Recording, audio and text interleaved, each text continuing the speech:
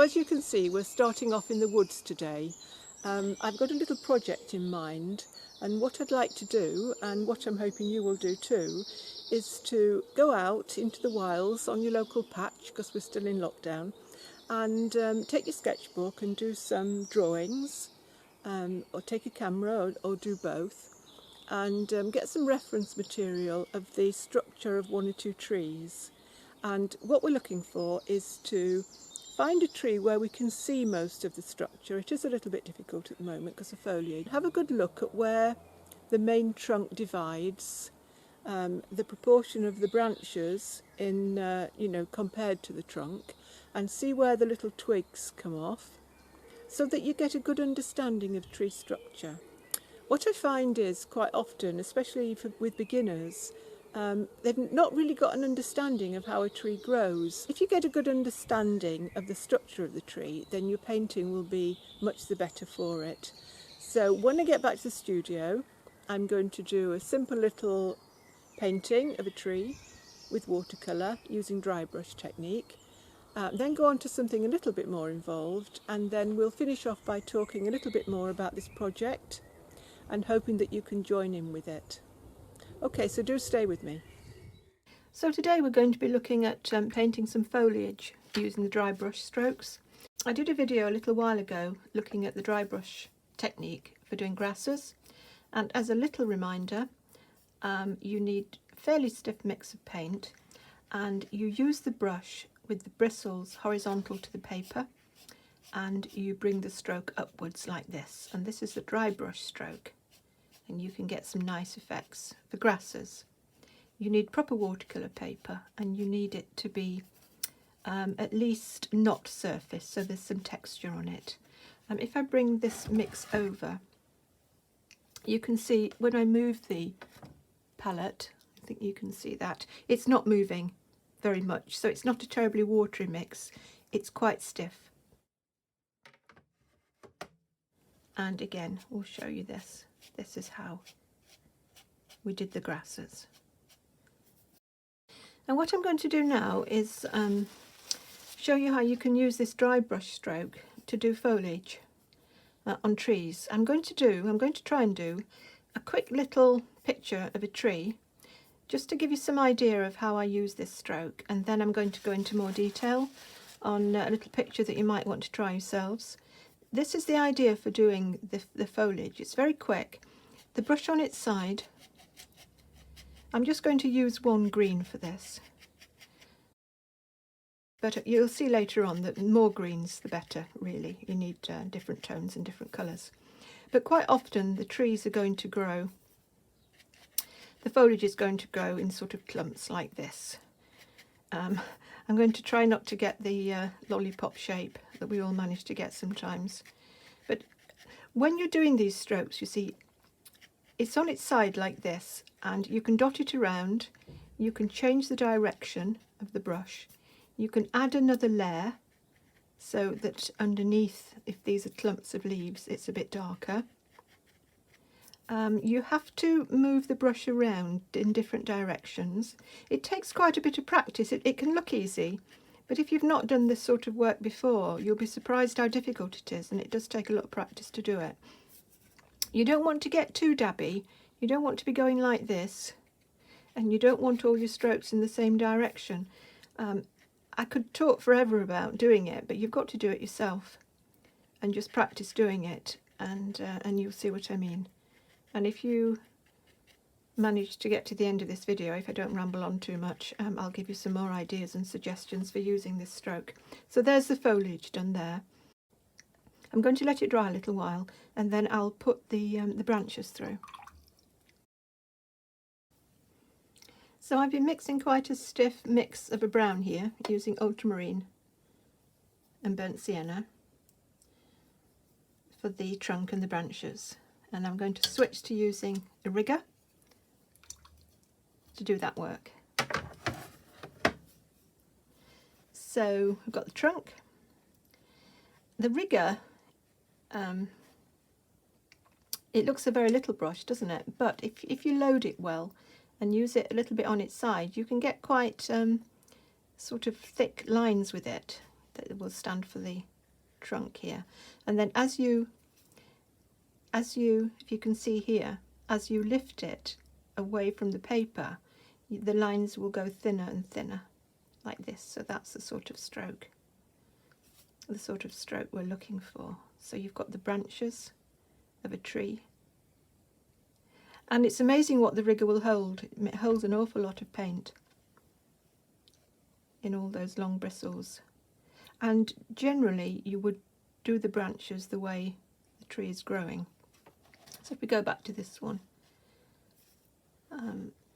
what I'm going to do is weave some of these branches in and out of the foliage.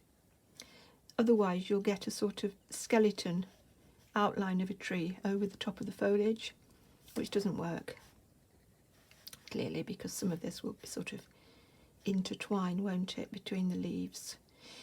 Drawing trees is common sense in a lot of ways, but what I find is our common sense tends to go a little bit out the window when we're painting, because, well, especially if you've not painted a long time, you're concentrating on so many things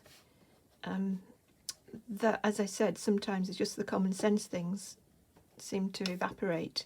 One thing I do find is when people are doing trees, you've got to make sure, because you're not seeing all the branches in here, you've got to make sure that they make sense and link up to where you've done the wider trunk and the wider branches. They've all got to link up. You've got to be able to follow them through the tree. The whole thing has got to make sense. And another thing that people do tend to get wrong is you've got to make sure that the trunk is thick enough to hold all these branches and all this foliage. So what I'm going to be harping on about, I suppose, in this video is you've got to, if you're going to paint trees, you've got to get to know trees. You've got to go out there and you've got to look at the structure of them. Wintertime obviously is better, but any time you can see, just have a look and see how the trunk is constructed and where the thicker branches are coming off and how they divide. I know trees pretty well because I've been painting them a lot, but if you haven't, then I'm going to give you an exercise to do later on to get a bit of an understanding of tree structure before you actually start putting them into your picture. I don't think that's too bad, just for a little quick painting to show you the process. I just like sometimes just to add a bit of water here, turn it into more of a little picture. You know, you can do that. And if you've got a nice stiffer mix maybe of this brown, you can give yourself a little fence here as well. Just turn it into something that's quite attractive and nice, something you might see when you're out and about. You often see that sort of picture, don't you? That's basically how I would simply tackle a tree using the dry brush, and we'll go on and we'll do something a little bit more complicated, I suppose, or a little bit more involved in the rest of the video. So let's have another go at doing this little tree, but using some different greens. This is going to be a summer tree, spring tree, so I like to tackle it probably using 3 different greens here. So this is working in the same way as I did before. The mix is looking a little bit wetter, but that doesn't matter. We'll see how this goes. We'll always do another one. I have got the dry brush stroke here, but it's getting a little bit blocky in places, which is okay. It really doesn't matter at all. I'm trying not to do the lollipop round shape. We'll see if I succeed. Right, that's the first coat on. Now you can let that dry before you do the second coat. I'm just going to have a go at going straight in here. I'm going to put a darker colour underneath some of these lighter ones. It's a darker green under here. I'm not really thinking about a light source on this. I'll do another one and think more about a light source. I'm thinking more about getting different colours. This is the trouble, isn't it, when you're painting, you're thinking about so many things. And at the edges you can dot a little bit so that it looks like you've got some odd leaves, you know, on the sides there, which gives your painting a little bit of life. So there we are. So I'm using the dry brush, but I'm also getting some wet into wet in here. I'm now going to mix up a really strong green. The greens I'm using, the base blue is phthalo. The base blue is Prussian blue, and I'm mixing the Prussian with burnt sienna and some yellows. If you're interested in the colours I use, I do have a video that explains my palette. There'll be links in the description box. So I'm going to do a real darker mix under here. I suppose maybe the light's coming from the right. Maybe I can have a bit more of this on this side. It's a bit of an angle, this, we'll see. As I said, because I'm quite used to doing these, I'm going to put the branches to fit the foliage in this case. I'm doing the foliage first, and then I'm going to fit the branches in. I'm just sort of making this up. But on the next little painting, I've got a tree, a real tree, photograph of a tree that we're going to use. But you can see that's looking quite nice. It's got the 3 different greens in there, and all this foliage is looking, it's not too blocked in. If you remember, some of you, there is a saying that you should leave these holes here, these bits of white paper. These are the holes that the birds fly through, and if you remember that, you won't get it too blocked in. So we've got those there. I'll let that dry a minute while I mix up some browns for the trunk. Now I'm starting this trunk off with a bigger brush. It's a number 6, and let's see how might this go. I could use the rigger, but it just seems a little bit bigger, so I'm starting it off with that. And then I'm going, if the light's coming from the left, we could put a bit of dark down there. It's not quite dry. It doesn't matter too much. I'm just wondering, now you've got to think, where with these branches, there might be one going up there. And again, I'm intertwining. Another mistake people make when they're doing trees is they make the little branches, the little twigs, come too soon. They start them here. Now that wouldn't happen in a tree. This thick trunk here is going to go up into the tree and is only going to start branching further up here. In a minute I'll show you exactly what I mean. I'll be able to paint it better. So again, you've got to just use your common sense a bit on where some of these branches might be going. You can always dab it out. I'm not liking that little bit there for some reason. I think it was a bit too thick. I was talking about keeping things thick. But if you keep your paint nice and wet, you can do a bit of dabbing out. I know I always say I don't dab out with a tissue, but I did then, didn't I? And that side is going to be a bit darker. It's almost done, that, isn't it? You could add a few more twigs. You could, you know, it depends. If you want to add a few more twigs, you can do. But you don't need a lot. You just want the suggestion. Another tip for you as well is when you're doing the branches through here, don't be afraid of going back and making them darker.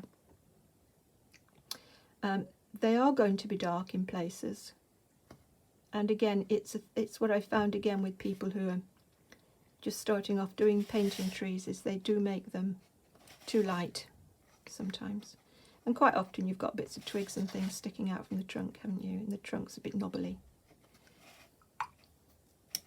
And again, let's make this into more of a little picture here.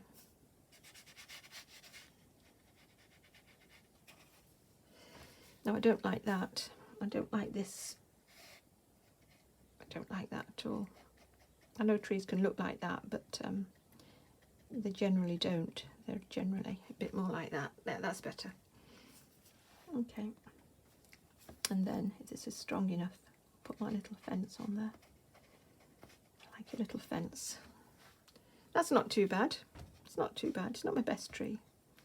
But to talk and think about, to talk to people and to paint at the same time is a bit tricky. I'm not liking that little bit there. That seems a bit too... I know you're going to say leave it alone. But that's not quite working. There we are. That's fine, I think. That's not too bad. I'll let that dry and then see if we can do a little bit more with it to turn it into a little picture.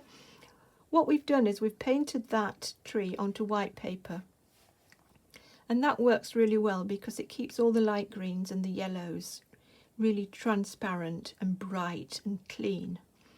If you were to put on a blue sky first and then put that tree on top of it, you wouldn't get this nice clean transparent effect. And it's always a bit tricky knowing how to deal with that, to be quite honest. I tend to think if you're just doing a little study like this, you're best to do your tree first, and then if you're thinking it's looking too white, then as soon as this is dry, and I do have to dry it in this case, we'll put some blue behind it. So we're back with this little tree, and we're just wondering, would it help, would it look better if we had a bit of blue sky in here? I'm doing this really wet, as you can see. I'm not doing it too evenly, and I'm going out further than just around the tree. Wet the area and drop some of the blue in so you keep it really pale. And you don't need to touch the tree necessarily.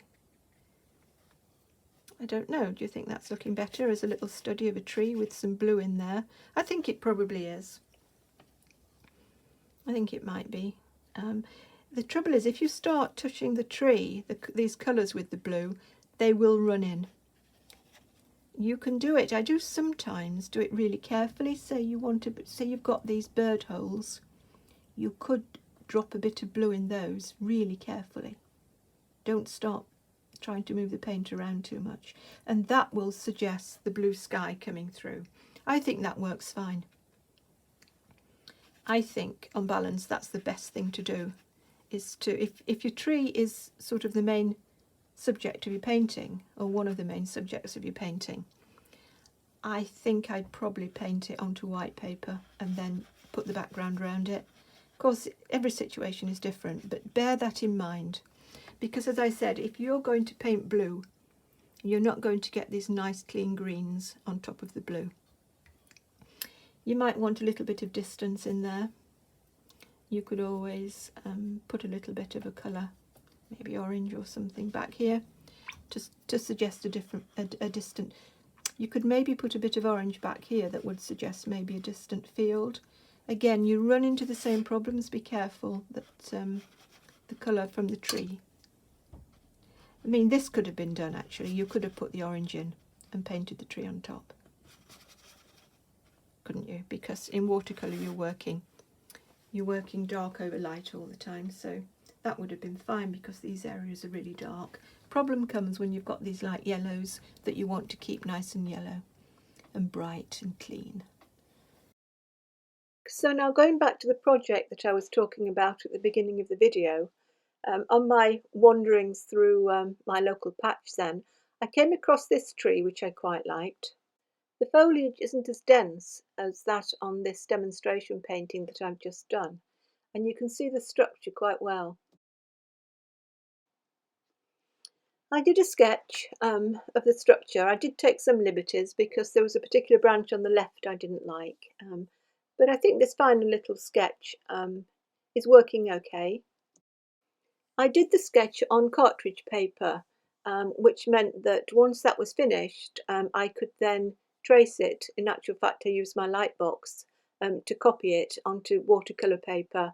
This meant that the watercolour paper didn't have lots of scribbles and rubbing outs on it, and that's the best way to do it, really. What follows now is a demonstration of me painting this tree in real time. If you'd like to know more about the project that I've been talking about and would like to share your work with me, then visit my website. There is a link in the description box below.